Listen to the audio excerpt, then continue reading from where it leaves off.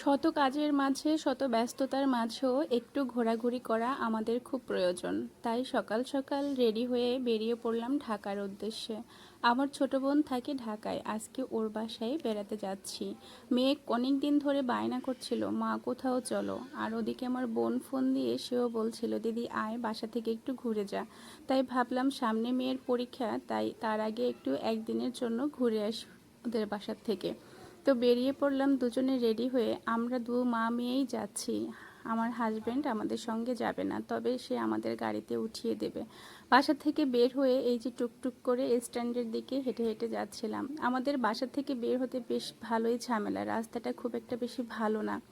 এদিকে চলে আসলাম ফলের দোকানে, ড্রাগন ফল সামনে দেখলাম, বোনের জন্য কিছু ড্রাগন ফল কিনলাম। ও ড্রাগন ফল খেতে খুব পছন্দ করে। আর কিছু ফল কিনলাম, আম কিনলাম। কিনে এখান থেকে চলে যাব স্ট্যান্ডে। আর বাজারে দেখো ফলের কত সমারোহ, কত রকমের ফল এখন বাজারে পাওয়া যাচ্ছে। তবে সব থেকে বেশি আমটাই বেশি এখন দেখা যায়।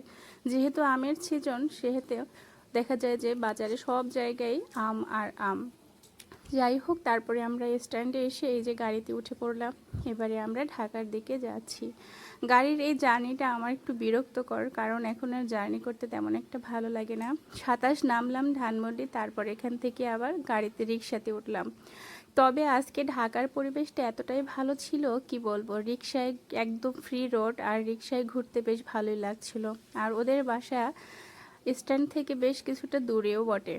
যেতে যেতে দেখলাম রাস্তার পাশে বিভিন্ন রকমের নার্সারি রয়েছে, গাছগাছালিতে ভরপুর। এটা আমার সব থেকে বেশি ভালো লাগলো, তাই একটু ক্লিপটা নিয়ে নিলাম। আর দেখো রাস্তাটা কতটা ফাঁকা। আর এই ফাঁকা রাস্তায় ঢাকা শহর রিক্সাতে ঘোরা কিন্তু বেশ ভালোই লাগে। যাই হোক, আমরা কিন্তু অনেকটা দূরে চলে এসেছি, প্রায় বাসার কাছাকাছি চলে এসেছি। আর এই রিক্সায় চড়তে কিন্তু আমার ভীষণ ভালো লাগছিল। তো বোনের বাসায় ঢুকে পড়লাম।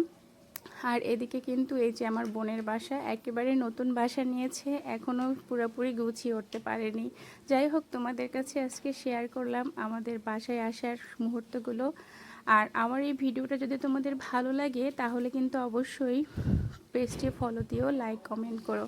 বোন রান্না করছিল, তার কিছুটা মুহূর্ত তুলে নিচ্ছিলাম। যাই হোক, আজকের মতো সবাই ভালো থাকবে, সুস্থ থাকবে। দেখা হবে নেক্সট ভিডিওতে।